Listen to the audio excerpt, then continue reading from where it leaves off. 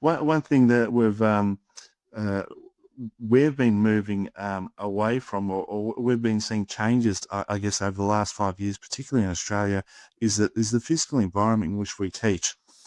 So I guess, does anyone have any preferences in terms of when they're teaching? So let's say you've got a group of about, yeah, let's say 25 participants. What type of, I guess, physical environment you'd like to be teaching in? For example, the size of the room, or any other aspects that you think may influence the quality of your teaching.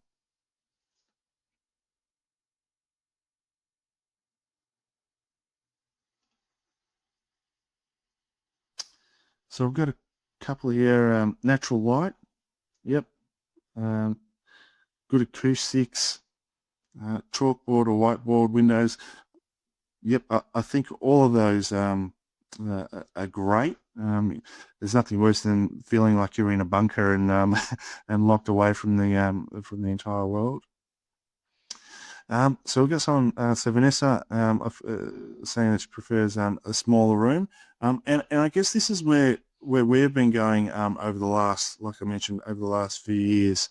Um, in terms of steering away from lecture theatres if possible, and providing more of an intimate atmosphere, where people do feel like that they have the opportunity to be heard and whatnot, whereas in a lecture theatre, even if it's a lecture theatre of 100 and you've got only 20 people, it can sort of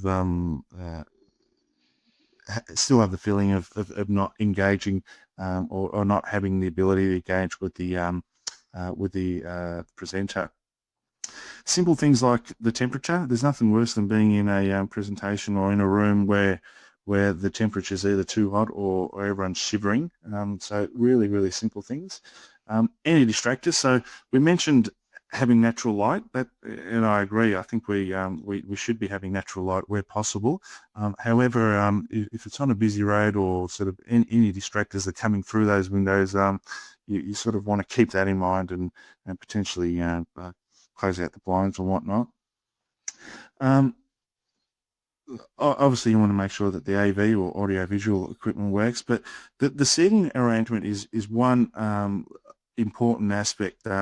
As I mentioned, over the last few years, we've moved away from this sort of notion that we need to speak in large halls and sort of formal settings, to one more in which we're sort of almost going back to the future, in the sense that the preference has been for seminar style rooms, so smaller cute rooms where everyone's on the same level.